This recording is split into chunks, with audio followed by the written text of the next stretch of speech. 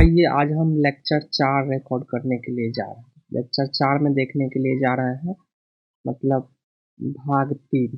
तो पहले हमने शेड्यूल पढ़ा था, अनुसूची पढ़ा था 12 तक। उसके बाद पहला भाग पढ़ा। पहला भाग में आर्टिकल 1 से लेकर के और कितना 4 तक था, और मतलब राजशाह और राज का क्षेत्र, संघ एवं संघ शासित क्षेत्र के बारे में था। उसके बाद देखे हमने 5 से लेकर के 11 तक आर्टिकल, जिसमें हमने क्या देखा, ये 5 से लेकर के 11 तक हमारा आर्टिकल था। तो ये 5 से 11 तक जो था ये हमारा नागरिकता के बारे में था। नागरिकता के बारे में था, ये हम कर चुके हैं। आज की क्लास में हम करने के लिए जा रहे हैं। आज की क्लास में हम मौलिक अधिकार, फंडामेंटल राइट हम लोगों का क्या है, इसके बारे में करने के लिए जा रहे हैं। तो आइए आज की क्लास को हम कंटिन्यू करते हैं। तो आज मेरा भाग 5, भाग 3 है, पार्ट 3 है। संविधान का पार्ट 3 है, लेकिन वीडियो का पार्ट नंबर 4 होगा। संविधान का टोटल हम बताए हुए थे 22 भाग है, जिसमें पहला दूसरा भाग हो गया है। भाग 3 है, जिसमें भाग 3 में क्या है, मौलिक अधिकार, फंडामेंटल राइट है। जो कहाँ से फंडामेंटल राइट पूछेगा, ठीक है, बहुत बार पूछा गया है कि मौलिक अधिकार जो हमारे संविधान में है यह कहाँ से लिया गया है, तो यूएसए से लिया गया है, अमेरिका के संविधान से लिया गया है, ठीक है। और मौलिक अधिकार, फंडामेंटल राइट में जो आर्टिकल दिया गया है, अनुच्छेद दिया गया है, वो 12 से लेकर के 35 तक दिया गया है, ठीक है। 12 से लेकर के 35 तक दिया गया है। संविधान का मेघना कांटा 12-15 ये कुछ रॉन्ग दिया गया है, ठीक है। तो इसको क्या करते हैं, एक मिनट। तो ठीक है, तो संविधान का जो ये भाग था मेरा, ये कौन सा भाग था, भाग 3 था, जिसमें हमने जान चुका है हमने कि 12 से लेकर के 35 तक आर्टिकल है, जिसमें 1931 में कराची अधिवेशन हुआ था, ठीक है। कराची अधिवेशन हुआ था। तेज बहादुर सप्रू समिति से भी कभी कभी क्वेश्चन पूछ लेता है। जब क्वेश्चन को हार्ड बनाना होता है तो समिति से क्वेश्चन आ जाता है, जिसमें तीन आर्टिकल आया था, 12-15 आया था, ठीक है ना। मतलब पार्ट 3 में जो आर्टिकल आया था वो कितना था, 12 और 15, ठीक है, 12 और 15। और फिर क्या है, राज्य के नीति निर्देशक तत्व जो अगला हम लोगों का आएगा वो 12 से लेकर के 36 तक, 36 से लेकर के 51 तक नीति निर्देशक तत्व जो आएगा वो भाग 4 में आएगा, ठीक है। तो भाग 4 के बारे में थोड़ा सा यहाँ इंट्रोड्यूस करा दिया गया है। तो भाग 3 में तेज बहादुर सप्रू समिति गठन किया गया था, जिसमें भाग 3 में आर्टिकल 12 से लेकर के 15 तक आता है। हम लोग नेक्स्ट स्लाइड में चलते हैं। दूसरा स्लाइड में क्या, अनुच्छेद 12। तो ठीक है, 11 तक तो था हम लोगों का मतलब सिटीजनशिप, नागरिकता के बारे में, और 12 से हम लोगों का क्या है, 12 से लेकर के क्या है 35 तक, 12 से लेकर के 35 तक हमारा क्या है, फंडामेंटल राइट, ठीक है। तो 12 नंबर में क्या कह रहा है, राज्य की परिभाषा कह रहा है। अनुच्छेद आर्टिकल 12 कह रहा है राज्य का परिभाषा। राज्य में क्या होता है, केंद्र होता है, उसके बाद केंद्र सरकार होता है, उसके बाद संसद होता है, उसके बाद कार्यपालिका होता है, लोकसभा, राज्यसभा और प्रेसिडेंट, ये होता है राज्य की परिभाषा में। राज्य की परिभाषा में क्या क्या आ जाता है, केंद्र सरकार आएगा, संसद आएगा, कार्यपालिका आएगा, लोकसभा, राज्यसभा और प्रेसिडेंट आएगा। राज्य सरकार विधानमंडल आएगा और कार्यपालिका आएगा, पंचायत आएगा गांव के स्तर पर, नगर पालिका आएगा, कहाँ आएगा नगर पालिका, तो नगर पालिका आ जाएगा शहरी क्षेत्र के लिए। सभी संवैधानिक संस्था एवं पद। अनुच्छेद 13 मौलिक अधिकारों के विरुद्ध बनी विधि का निलंबन। 368वां संविधान संशोधन निषेध 24वें संविधान संशोधन 1971 में। आर्टिकल 13 क्या कर रहा है, मौलिक अधिकार के विरुद्ध बनी विधि का निलंबन। अगर मौलिक अधिकार के विरुद्ध कोई नीति बनता है तो उसका निलंबन कर दिया जाएगा, उसको खारिज कर दिया जाएगा, उसको इम्प्लीमेंट नहीं किया जाएगा। जिसमें किसी भी सिंगल पर्सन का भी फंडामेंटल राइट का जो है सो मौलिक अधिकार, फंडामेंटल राइट का वायलेशन होगा तो उसको खत्म कर दिया जाएगा। नेक्स्ट 12 हो गया, 13 हो गया, अब हम लोग आते हैं 14 पे। तो सबसे पहले आ जाते हैं यहाँ। तो यहाँ पूछेगा आप लोगों से क्वेश्चन कि संविधान में मतलब समानता का अधिकार, संविधान में टोटल कितने प्रकार का स्वतंत्रता दिया गया है, तो 6 प्रकार का हमको फंडामेंटल राइट है।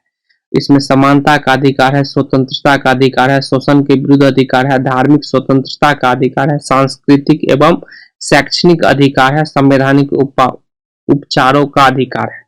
ठीक है, हम लोगों का कितना है फंडामेंटल राइट, ये 6 है, जिसमें क्या है, पहला है समानता का अधिकार। समानता का अधिकार जिसके बारे में बताया गया है आर्टिकल में 14 से 18। उसके बाद है समानता के बाद स्वतंत्रता का अधिकार, जिसमें 19 से लेकर के 22 तक बताया गया है, 19 से 22 तक बताया गया है। नेक्स्ट है हम लोगों का धार्मिक स्वतंत्रता का अधिकार। ठीक है, शोषण का अधिकार 23-24 में है। धार्मिक स्वतंत्रता का अधिकार 25 से लेकर के 28 तक है। और फिर सांस्कृतिक एवं शैक्षणिक अधिकार, सांस्कृतिक एवं शैक्षणिक अधिकार 29 से लेकर के 30 तक है। और संवैधानिक उपचारों का अधिकार 32 आर्टिकल में दिया गया है। तो 13 तक हो चुका है। अब हम लोग 14 के विधि के समक्ष समानता, विधि के समक्ष सब समान होता है, ये कहा गया है। 15 में क्या कहा गया है, अनुच्छेद 15 कह रहा है धर्म, जाति, मूल, वंश, लिंग और जन्म स्थान के आधार पर भेद पर प्रतिबंध है। अनुच्छेद 15 कह रहा है कि किसी भी आदमी के साथ कोई आदमी धर्म के स्थान पर, जाति के नाम पर, मूल, वंश, लिंग और जन्म स्थान के आधार पर भेदभाव पर प्रतिबंध है। कोई भी आदमी इस कैटेगरी से नहीं हो सकता है। तो 14 था विधि के समक्ष समानता का अधिकार। 15 में क्या था, ये अधिकार। 16 में लोक नियोजन के अवसर की समानता, लोक नियोजन अवसर में अवसर की समानता है। 16 के 4 ये पूछा है। ठीक है, ये पूछा है। और इसी की तरह अगर विधि के समक्ष समानता का अधिकार 14 है और ये 16 का 4 में आइए, 16 का 4 में अनुसूचित जाति एवं जनजाति के पद में आरक्षण का प्रावधान। तो आर्टिकल 16 का 4 में यह दिया गया है कि अनुसूचित जाति एवं जनजाति के पदों में आरक्षण का प्रावधान दिया गया है। ये सब फंडामेंटल राइट है अनुसूचित जाति एवं जनजाति का, जो आर्टिकल 16 का 4 में दिया गया। ये क्वेश्चन पूछा गया है। ठीक है, तो इस क्वेश्चन को आप लोग याद रखिएगा। तो हम लोग चलते हैं नेक्स्ट स्लाइड पे।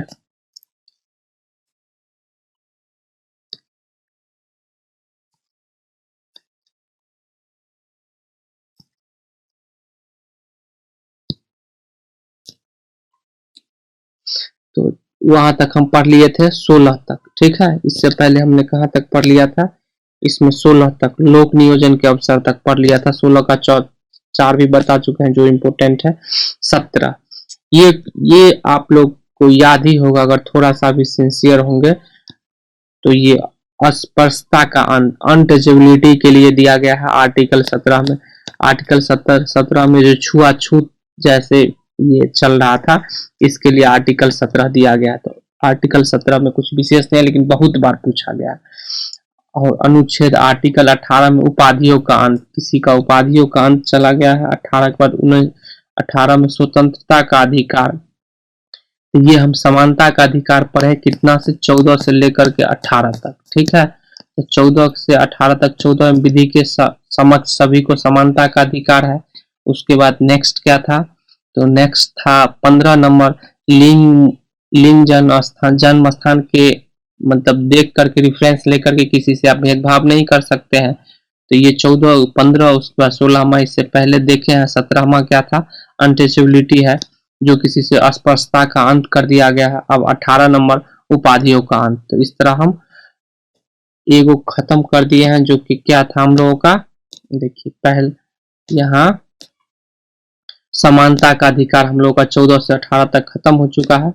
अब 19 से लेकर के और 22 तक है स्वतंत्रता का अधिकार। ठीक है, स्वतंत्रता का अधिकार ये भी बहुत बार पूछा गया है क्वेश्चन। तो स्वतंत्रता का अधिकार 19 से लेकर के 22 तक है। तो अनुच्छेद 22, अनुच्छेद 19 में 5 टाइप का स्वतंत्रता हम लोगों का दिया गया है।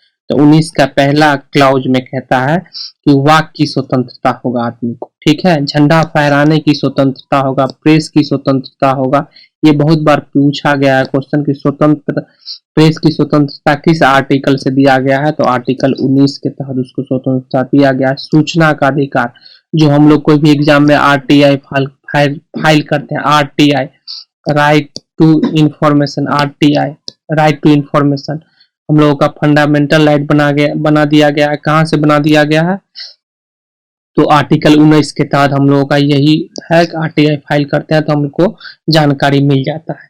जानने की स्वतंत्रता हो गया और शांत रहने की स्वतंत्रता हो गया, ये हम लोगों का मतलब क्या है, स्वतंत्रता का अधिकार। 19 का दूसरा में शांतिपूर्वक एवं निशस्त्र सम्मेलन करने का, शांतिपूर्वक एवं निशस्त्र सम्मेलन करने का स्वतंत्रता है। दूसरा तीसरा में 19 का तीसरा में संघ बनाने की स्वतंत्रता है। और 19 का चौथा है भारत में कहीं भी घूमने फिरने या विचरण करने की स्वतंत्रता है। ठीक है, तो कभी भी अगर मतलब कुछ होता है तो वहां 144 धारा लगा दिया जाता है ताकि आदमी एक जगह इकट्ठा ना हो। वही होता है, उससे सबसे पहले आर्टिकल 19 जो है वो छीन लिया जाता है सभी नागरिक से और तभी ये किया जाता है। ठीक है, तो आइए हम लोग 19 को देख रहे हैं, नेक्स्ट स्लाइड में चलते हैं। तो हम लोग अभी देख रहे हैं स्वतंत्रता का अधिकार जो 19 से 22 तक है, हम लोग 19 आर्टिकल में है। तो आइए 5 नंबर पेज पे, ठीक है। 19 का 5वां है भारत क्षेत्र में कहीं भी विचलन करने का स्वतंत्रता। अगर आपके पास भारत का नागरिकता है, ठीक है, अगर आपके पास भारत का नागरिकता है तो आप लोग कहीं भी भारत में विचरण कर सकते हैं। ठीक है, भारत में कहीं भी आप लोग विचरण कर सकते हैं, घूम सकते हैं, ये आपको अधिकार देता है आर्टिकल 19। ठीक है, अनुच्छेद 20 अपराध में दोष सिद्ध के संदर्भ में संरक्षण। अगर कोई भी क्रिमिनल अगर क्राइम करता है, कोई भी क्रिमिनल अगर क्राइम करता है तो अपराध सिद्ध होने से पहले वह दोषी नहीं माना जाएगा। कोई भी क्रिमिनल अगर क्राइम करता है तो अपराध सिद्ध होने से पहले वह क्रिमिनल दोषी नहीं माना जाता है। ये आर्टिकल 20 कह रहा है। एक अपराध के लिए एक सजा का प्रावधान है, आर्टिकल 20 में दिया गया है। अपने खिलाफ गवाही देने के लिए मजबूर नहीं किया जाएगा, ये आर्टिकल 20 में ही दिया गया। तो 20 का 3 को सब क्लॉज हो गया। सबसे पहले 20 में याद रखिए अपराधियों को दोष सिद्ध करने के संदर्भ में संरक्षण। अगर आर्टिकल 20 के तहत पुलिस किसी को गिरफ्तार करता है तो दोष सिद्ध करने में अगर मान के चलिए उसके साथ कुछ दुर्व्यवहार ना हो, कुछ ना हो, तो इसके लिए संरक्षण दिया गया है। और संरक्षण में क्या है, अपराध सिद्ध होने से पहले वो दोषी नहीं माना जाएगा। दूसरा है एक अपराध के लिए एक को सजा मिलेगा। और अगला है अपने खिलाफ गवाही देने के लिए किसी को मजबूर नहीं किया करेगा। ठीक है, अनुच्छेद 21 प्राण एवं वैदेहिक स्वतंत्रता का संरक्षण। प्राण एवं वैदेहिक स्वतंत्रता का संरक्षण निजता का अधिकार है। ठीक है, तो 21 नंबर आर्टिकल प्राण एवं वैदेहिक स्वतंत्रता, ये पूछा गया बहुत बार क्वेश्चन है। प्राण एवं वैदेहिक स्वतंत्रता किस आर्टिकल के तहत आता है, तो आर्टिकल 21 के तहत ये आता है। ठीक है, तो नेक्स्ट स्लाइड में हम लोग चलते हैं। तो 21 के ए में ये बहुत भी आया है। ठीक है, 21 का ए में 6 से 14 वर्ष के बच्चों को निःशुल्क एवं अनिवार्य शिक्षा है। ये हमको मतलब एनटीपीसी एग्जाम में पूछा था और इसमें घुमा करके पूछ दिया था। हमको ये तो पता ही था, लेकिन उस टाइम में पूछा गया था कि ये जो संविधान संशोधन हुआ था वो कब हुआ था, तो 2002 में हुआ था ये संविधान संशोधन। ये पूछा था कि 21 अनुच्छेद 21A जिसमें 6 से 14 वर्ष के बच्चों को निःशुल्क एवं अनिवार्य शिक्षा लाया गया था, वो किस वर्ष लाया गया था, ये अमेंडमेंट हुआ था 2002 में। इसलिए हमको अभी तक याद है क्योंकि मिस कर दिए थे, गलती हो गया था। ठीक है, तो ये अनुच्छेद ये बहुत इंपॉर्टेंट है।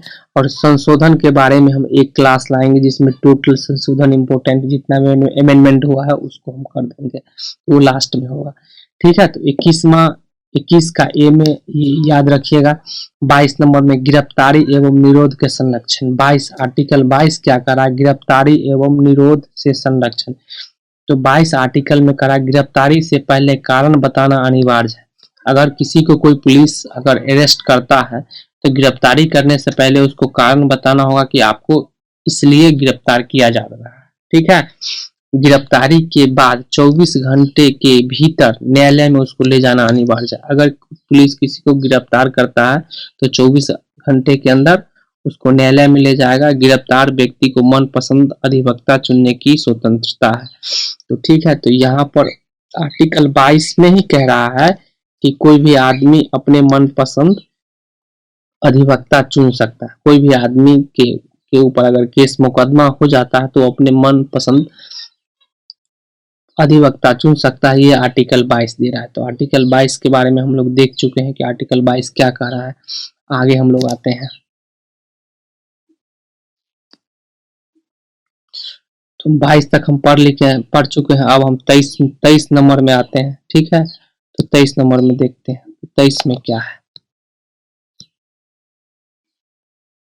शोषण के विरुद्ध अधिकार। ठीक है, शोषण के विरुद्ध अधिकार, जिसमें आर्टिकल 23 आता है। तो ये क्वेश्चन भी पूछा गया है कि शोषण के विरुद्ध अधिकार किस आर्टिकल है। तो आर्टिकल 23 और 24, कौन सा 23 और 24 क्या है, इसमें शोषण के विरुद्ध अधिकार है। तो अनुच्छेद 23 आर्टिकल 23 में कह रहा है कि मानव तस्करी एवं बलात् श्रम पर प्रतिबंध। कोई भी फैक्ट्री में आर्टिकल 23 में कह रहा है मानव तस्करी नहीं कर सकता है और बलात् बलजोरी किसी से काम नहीं कर सकता। ये शोषण में माना जाएगा। मानव तस्करी और फिर बलात् श्रम मतलब जबरदस्ती श्रम, उससे काम नहीं करवाया जा सकता है। 24 नंबर क्वेश्चन कह रहा है कि 24 नंबर मतलब आर्टिकल का अनुच्छेद बाल श्रम पर प्रतिबंध। बाल श्रम पर प्रतिबंध कब किस आर्टिकल के तहत लगता है। 24 वर्ष। कारखाना में कोई भी बच्चा जो है, कोई भी कारखाना का जो ऑनर है वो बच्चा को काम नहीं करवा सकता, नहीं तो उसको पेनल्टी मिलेगा। ये आर्टिकल 24 में दिया गया है। धार्मिक स्वतंत्रता का अधिकार, ये नेक्स्ट में आ जाते हैं हम लोग। तो नेक्स्ट में आ गए तो क्या है, धार्मिक स्वतंत्रता का अधिकार।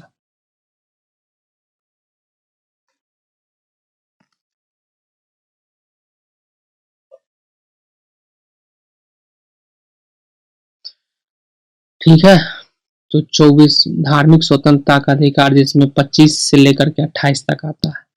25 से लेकर के 28 तक आता है धार्मिक स्वतंत्रता का अधिकार। तो इसमें क्या किया गया है, देखिए 25 नंबर में कह रहा है भारत में किसी भी धर्म रीति रिवाज का पालन कर सकता है। अगर आप आर्टिकल 25 अनुच्छेद 25 कह रहा है कि अगर आप भारत में रहते हैं तो आप किसी भी धर्म को फॉलो कर सकते हैं, मान सकते हैं, पूजा पाठ कर सकते हैं, जो भी करते हैं, तो किसी भी धर्म को आप अडॉप्ट कर सकते हैं और इसमें कोई आपको पेनल्टी नहीं है। ठीक है, नेक्स्ट क्वेश्चन, नेक्स्ट आर्टिकल का है कोई भी धार्मिक सम्मेलन का आयोजन कर सकता है। कोई भी धार्मिक सम्मेलन का आयोजन कर सकता है। धार्मिक संयोजन का जो ये सम्मेलन होता है आर्टिकल 26 के तहत होता है, जिसके लिए कोई भी मतलब इसको रोक नहीं सकता, बाध्य नहीं कर सकता है। तो हमारा ये धार्मिक स्वतंत्रता का अधिकार 25 से लेकर के 28 तक था। इसमें 25 नंबर में क्या था कि किसी भी रीति रिवाज का पालन कर सकते हैं, कोई भी धर्म एडॉप्ट कर सकते हैं। 26 नंबर में धार्मिक सम्मेलन करने की आजादी दे दिया गया है। और 27 में भारत में प्रत्येक व्यक्ति आय को क्रय मुक्त समझा जाएगा। भारत में प्रत्येक धार्मिक आय को क्रय मुक्त, जितना भी मतलब इनकम आएगा, जो कहां से आएगा, धार्मिक कार्यों से आएगा। यहाँ कार्य होगा, धार्मिक कार्यों को कर मुक्त समझा जाएगा। ठीक है, तो जो भी मान के चलिए मंदिर में या मस्जिद में दान आता है तो उसमें क्या होता है, वो कर फ्री रहता है, उसमें कर नहीं लगता है। तो अनुच्छेद 27 के तहत दिया गया है कि 27 में कि कर मुक्त होगा। ठीक है, नेक्स्ट पेज पे चलते हैं। 28 अनुच्छेद 28 क्या कह रहा है, भारत में किसी भी धर्म के संबंधित के रीति रिवाज के लिए मजबूर नहीं किया जाएगा। अनुच्छेद 28 में कह रहा है कि किसी भी व्यक्ति अगर कोई धर्म का पालन करना चाह रहा और उसको दूसरे धर्म को पालन करवाने के लिए मजबूर नहीं किया जा सकता है। मतलब जबरदस्ती किसी भी धर्म को पालन नहीं करवाया जा सकता। वो चाहे तो अपने मन से जिस धर्म को पालन करना चाहे वह कर सकता है। ठीक है, तो इस तरह से 25 से लेकर के 28 तक था, जिसमें था हम लोगों का क्या, धार्मिक स्वतंत्रता हम लोगों का हो चुका है।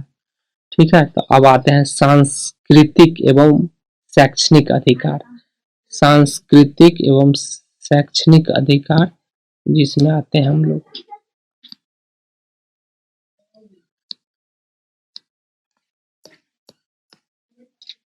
ठीक है, इसमें क्या है कि 29 और 30 आर्टिकल 29 और 30 दिया गया है।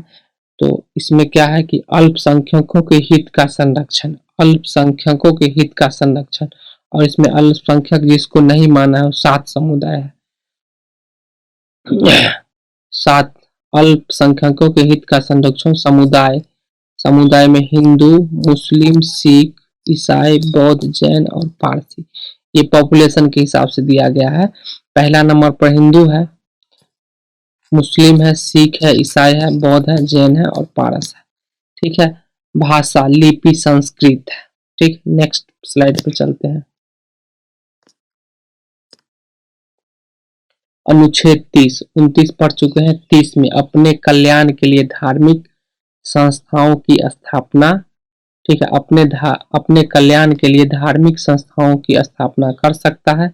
शिक्षा प्राप्त करने से रोका नहीं जा सकता, किसी को शिक्षा प्राप्त करने से रोका नहीं जाता है।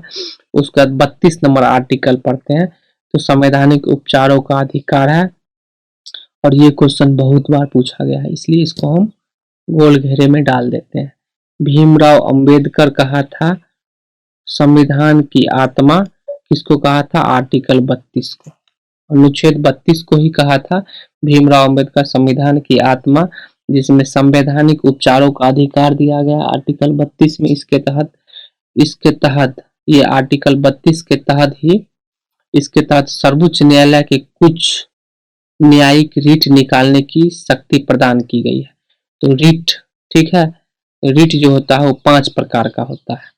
अगर कोई भी गवर्नमेंट पदाधिकारी जो है वो क्या करता है, किसी को अरेस्ट करता है, तो पहले बता दिया गया है कि क्या करेगा, कारण बता करके अरेस्ट करेगा, 24 घंटे के अंदर उसको न्यायालय में ले जाना है। लेकिन अगर वह गलत करता है तो ये संवैधानिक उपचारों का अधिकार दिया गया है, इसी के तहत काम किया जाएगा उस अधिकारी पे। तो इसके तहत सर्वोच्च न्यायालय सुप्रीम कोर्ट को कुछ न्यायिक रिट निकालने की शक्ति प्राप्त है। 5 प्रकार का रिट होता है। बंदी प्रत्यक्षीकरण, शरीर को प्राप्त करना, एक पहला रिट होता है कि बंदी प्रत्यक्षीकरण, अगर जिसको आप बंद किए हैं उसको प्रत्यक्षीकरण कीजिए न्यायालय में और जज के सामने। ठीक है। दूसरा परमादेश, सुप्रीम कोर्ट ये उन अधिकारी या संस्थाओं के खिलाफ जारी करता है, परमादेश करेगा। अगर आप किसी को पकड़े हैं तो आपके ऊपर परमादेश अगर नहीं जमा कीजिएगा, परमादेश होता है। अधिकार पृष्ठा, उन अधिकारियों के खिलाफ जारी की जाती है जो अपने पदों का गलत इस्तेमाल करता है। अगर ऐसा नहीं करता और गलत इस्तेमाल करता है तो ये रिट उस पर लगाया जाता है। ठीक है, नेक्स्ट प्रतिषेध, यदि कोई भी लोअर कोर्ट गैर संवैधानिक कार्य करता है तो सुप्रीम कोर्ट के अधीनस्थ न्यायालय द्वारा उसकी आधिकारिकता रद्द की जा सकती है। प्रतिषेध मतलब सीधा बात समझिए, इसमें क्या होता है कि अगर आप लोअर कोर्ट में कोई भी केस हुआ और उसका अगर आप समझ रहे हैं कि लोअर कोर्ट आपके साथ पक्षपात किया है, आपको डिसीजन जो दिया है वो गलत दिया है, तो इसके लिए आप क्या कर सकते हैं, हाई कोर्ट जा सकते हैं और उसका जो निर्णय दिया गया है, ठीक है, उसको अधीनस्थ किया जा सकता है, उसको खत्म कर दिया जाता है और जो सही न्याय है वो आगे के कोर्ट में आपको मिलेगा। ठीक है, तो यह प्रतिषेध होगा। उत्प्रेक्षण, इसके तहत सुप्रीम कोर्ट अधीनस्थ न्यायालय द्वारा दिए गए निर्णय को रद्द किया जा सकता है। तो यहाँ अगर मान के चलिए, अगर आपके पास लोअर कोर्ट गलती किया तो हाई कोर्ट आपको सही कर दिया, अगर मान के चलिए कि हाई कोर्ट भी सही ना करे तो आप सुप्रीम कोर्ट जाइएगा, और सुप्रीम कोर्ट जो जाइएगा तो इसका भी डिसीजन खत्म कर देगा, और मतलब लोअर कोर्ट का भी डिसीजन खत्म कर देगा और हाई कोर्ट का भी डिसीजन खत्म कर देगा और अपना डिसीजन देगा, जो भी देगा तो सर्वमान्य हो जाएगा। सुप्रीम कोर्ट का जो जजमेंट होता है, लास्ट जजमेंट होता है, उसको मानना ही पड़ेगा। ठीक है, तो इस तरह से हमारा ये फंडामेंटल राइट जो था, इस टॉपिक का वीडियो खत्म हो चुका है, और आप लोगों से रिक्वेस्ट है कि आप लोग देखिए और अच्छा लगे तो लाइक सब्सक्राइब जरूर कीजिए, क्योंकि आप लोगों का पार्टिसिपेट करना बहुत जरूरी है मेरे लिए। अगर आप कीजिएगा तो कंटेंट बहुत ही अच्छा मिलेगा आप लोगों को। ठीक है, तो आप लोग किसी भी कंपटीशन का तैयारी करते हैं तो आप मतलब एकदम कॉन्फिडेंस और विश्वास के साथ देखिए और उसके बाद आप कीजिए। आपके टॉपिक में जो भी पॉलिटी का क्वेश्चन 2-4 आता होगा, जिस भी एग्जाम का प्रिपरेशन कर रहे हैं, आपका क्वेश्चन हो जाएगा इसी से। तो थैंक यू, आप लोग देखते रहिए और लाइक सब्सक्राइब जरूर कीजिए, कमेंट अगर कीजिए, जहां अगर कोई प्रॉब्लम हो तो कमेंट कीजिए, तो हम उसको बदलने की कोशिश करेंगे जो भी त्रुटि होगा उसमें। चलिए, तो थैंक यू।